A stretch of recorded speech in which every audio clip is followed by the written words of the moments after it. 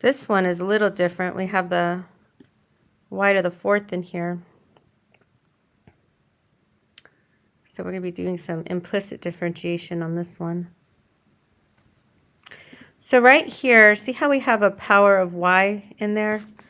We're going to try to find dy dx, but we have to also differentiate y, and y is being put in place of the x. And so essentially what we have here, again, is a composite function because you have the y. We're going to have to put it's in place of the x. So we're going to have to do the chain rule and a special application of that's called implicit differentiation. Okay, we want the equation of the tangent line, which means we need to find, first of all, we're going to have to find the slope, right? So for a tangent line, m is going to be dy dx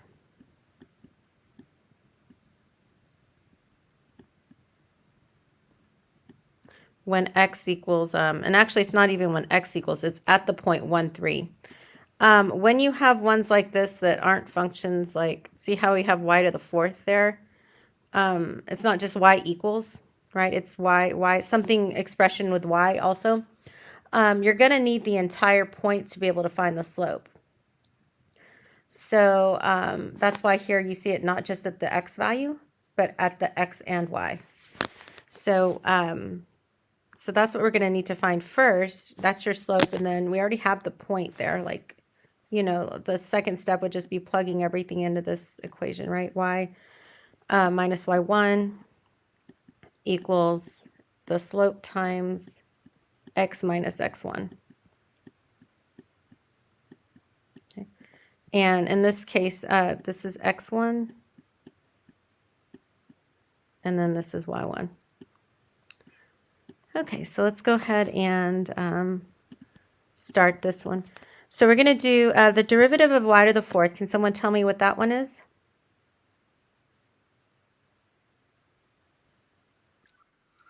Mm-hmm.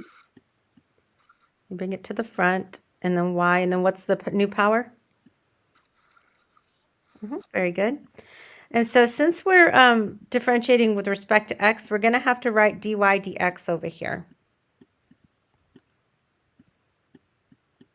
Okay, and so it's differentiating y with respect to x.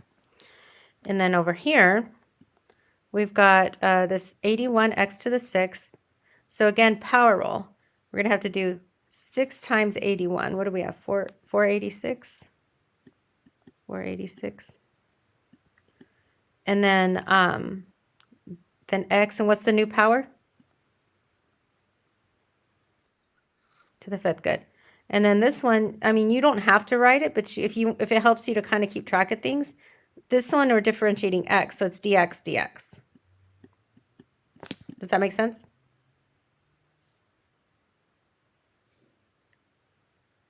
So you can either write the dx dx or not, because it's going to simplify to 1 anyways, but some students like to see it because whatever you have on the bottom, that's what you're differentiating with respect to. So what we mean by that is we're finding the rate of change with respect to x changing. So, and this will help us a little. So on the next step, what we want to do is we're trying to find the slope at 1, 3. And we can go ahead and plug everything in. The slope is just dy dx, right? So I'm going to go right now and put everything that we have. So 4, and then the y value. What's my y value? The y value here is 3, isn't it? And we got it cubed. And then we have dy dx. And then you have your 486. My x value is 1. So we got times 1 to the 5th. And then this dx over dx, we don't even need to write that because that's just 1. I just was showing you that up there. Now we go to this next step. We've got 3 times 3 is 9 times 4 is 36. 36 dy dx equals 486 because 1 to the 5th is just 1. Next, what we'll want to do is go ahead and divide by 36 because we're going to solve for dy dx.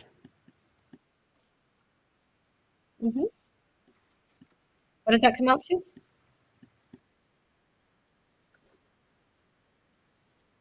I thought someone said the answer. Let me see. I'll use my calculator too. 13.5. And then whenever you're doing your homework, you want to see how do they want it in there. So it says an exact answer. But 13.5, you weren't rounding, right? Was it exact? Okay. So we'll go ahead and write that then as 13.5. Okay, so that's the slope. So for our final little answer here then, it's going to be y minus, the y1 was 3, equals 13.5 times x minus 1. That's if they want it in that form. I think when we were doing it the last time, they were allowing this form. This is called the point slope form. But in case they wanted the other form, the slope intercept form, let's go ahead and just do that. And that's good to know anyways, because I'm showing you pretty much how MyLab Math wants it. But you guys maybe, transfer to another school, take another calculus class, and the teacher may have written tests and they want you to put it in the other form. So it's good to know how to go back and forth between forms. So I'm going to do that real quick for you. So there's another form called slope intercept, which is actually really nice because this is the one you can plug into the calculator because it's going to be y equals on that. So slope intercept is the one that's y equals mx plus b, this form. So you want to just basically move everything away from the y. So to do that, let me see. I'm going to put this in black and just kind of do the work real quick. So we have y minus 3, or let me just do it up here so I save space. So to move it over, I would have to put the 3 on this side.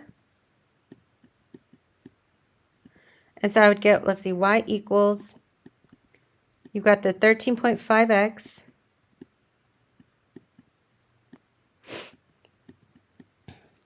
and then we got minus 13.5 and then the plus 3 that we have there. And so that's going to give us y equals 13.5x minus 9. I mean, 10. I said 9. I was going to write 10.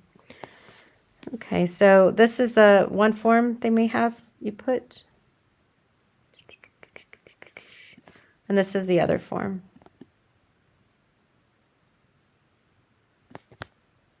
And this one you can't really check on the calculator to see if it is the tangent line. But I mean, just for, exploring or practicing while you're doing study guide and stuff, there is a software called Desmos. And I'm going to show you real quick so that you can see when you're practicing. And it'll do non-functions like that one. Let's go to the graphing. And that was y, I think it was y to the 4th, right? Wasn't y to the 4th. What was it? It was, what was it? Y to the 4th equals 81x cubed. Okay. Equals 81x cubed.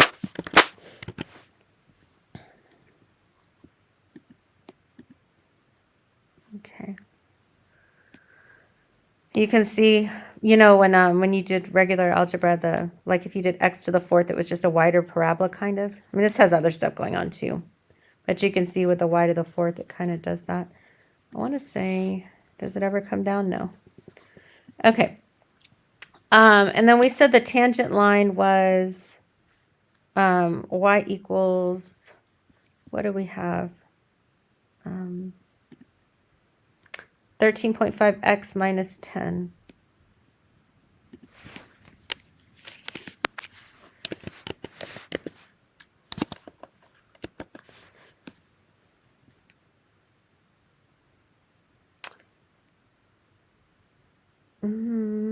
Something's not right on here. Let's see. Y to the 4th equals 81x cubed. Hold on.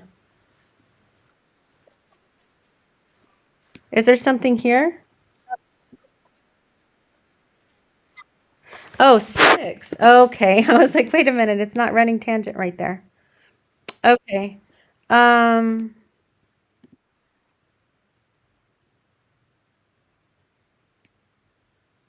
but we did it here correctly, right? Yeah. Something still is not, where's my point at? My point is, the point was 1, 3, right? That's tangent right there. Let's see, what's this point?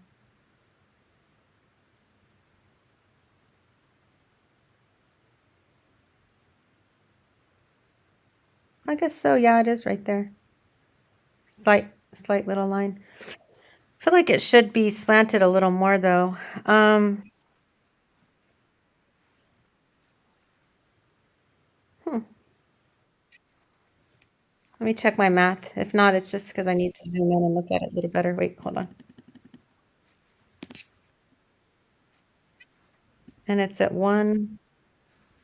Yeah, it's not even running tangent at 1, 3. Something's off on the calculations. Hold on. This is actually good because you can see how you can kind of check your work. 'Cause that's not right. 13.5x minus 10. There's something off. Um, we had a plus 3 minus 13.5. I said minus 10. That's right. Okay. We have the 3 and the 1. Let's see. Oh, this is 27. Oh, this is 81. Oh. I see what happened. I did uh I did the wrong thing here. See? It's okay. Um, so we're gonna do 27 times 4. So we should have 108 right here. Okay. Yeah, that changed. But I'm kind of glad, even though I made a little arithmetic error right here, I squared it instead of cubing it. I'm glad that because you guys can see how to check your work. I want you guys. And I'm not glad I made a mistake. Let me divide it and see what we get when we do that one, because this is it's going to change everything. Exactly. Okay, so let's fix that real quick. That's going to change on here and here. I think that's everywhere. Okay. Okay, cool. All right, so 4.5 and let me get my other colors. This is 4.5 right here. And then this will be 4.5x still, but that's going to change these other things here. One is, this is still 4.5, but um, we're going to have 4.5 times negative 1, negative 4.5, and then plus 3. So it's going to be minus 1.5.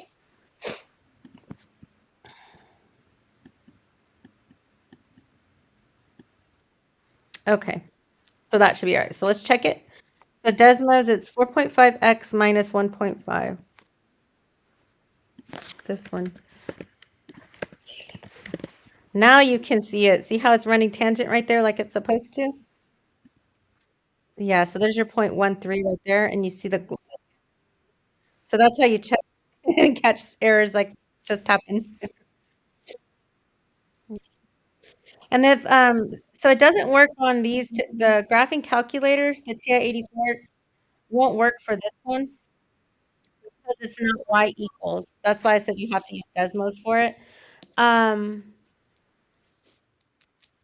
the only way to get around that would be to solve for y, and you'd have like a plus minus fourth root. I don't know if y'all want to go that far to do it. Do y'all want to see that, or are y'all okay just exploring like this and then, double checking your work when you do your, you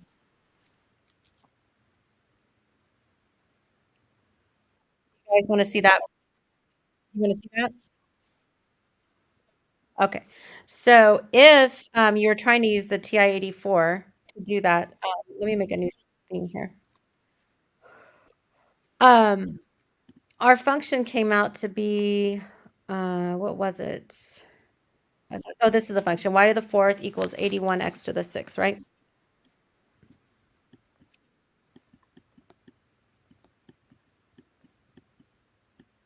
You would have to graph this in two pieces. So it'd be like this. So you'd have to do a fourth root on both sides to solve for y. Anytime you do an even root, it's always a plus minus. So this would be y equals plus minus um, the fourth root of 81x to the sixth. If you wanted to, fourth root of 81 is 3. You could write it that and separate, but that's not necessary. So in the calculator, you would have to do a y1 uh, for the positive one. And then you could do a y2. So in the next one, and that would create that graph. It would just be in two pieces. The only problem with this works for this one, just sometimes you're not able to separate it like that. There's like too many little expressions with y, so you can't do it. This one we can, and I'll show you. So let's go. And it's a fourth root, right? Fourth root. With that. So let's pull up the graphing calculator.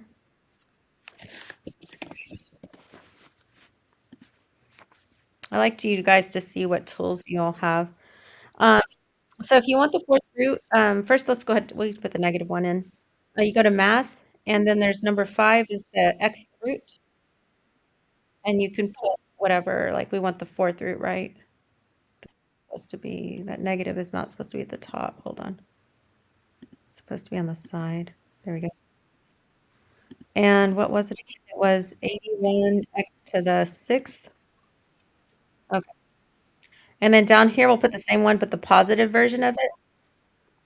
And that's 5, 4. We have our 81 x to the sixth. Okay.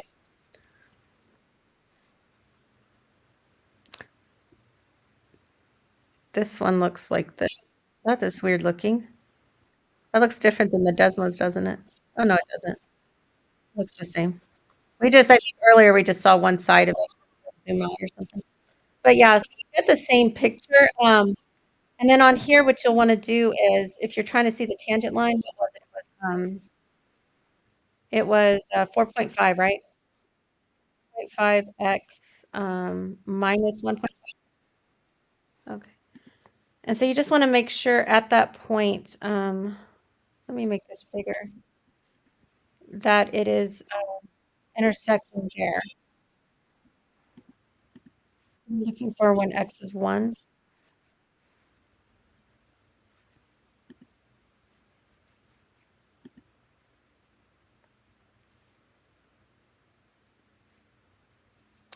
Now, not -3. We went when y is +3. There's one up here as well. We got to go to the other part of the line. It's on the other one. Okay, so 1, and then you see that one there. Okay. So that's another way you can do it like that. But you can see at the point 1, 3, it is tangent right there. Okay.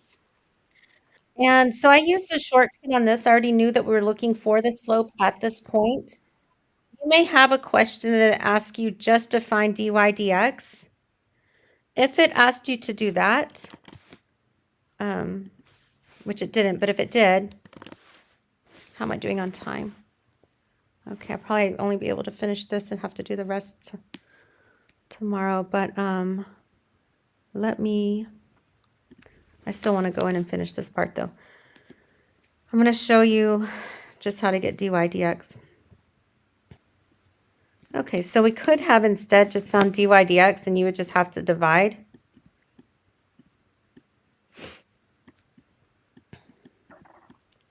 Some of them are a little harder. Hopefully there's one that's harder, if there is even one like it on the test, I guess. But some of them you have to factor it, and if there is one, we'll do that as well.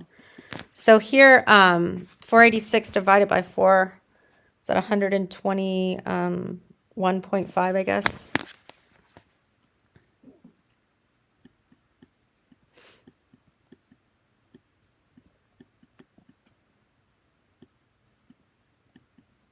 We don't need to write the dx dx. Let me just check my math real quick. So where is my calculator? Yeah.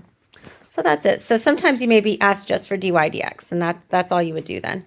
And then if you have dy dx and you wanted to, you know how sometimes MyLab Math does different steps on the problems? And maybe the next thing they say, oh, what is the slope at 1, 3? And then they ask you, what is the tangent line? They do it in steps. Then all you would have to do here is you have dy dx. If you're going to do it at the point 1, 3, you would just plug it in. So it would be 121.5 times the x value of 1 to the 5th divided by the y value of 3 cubed.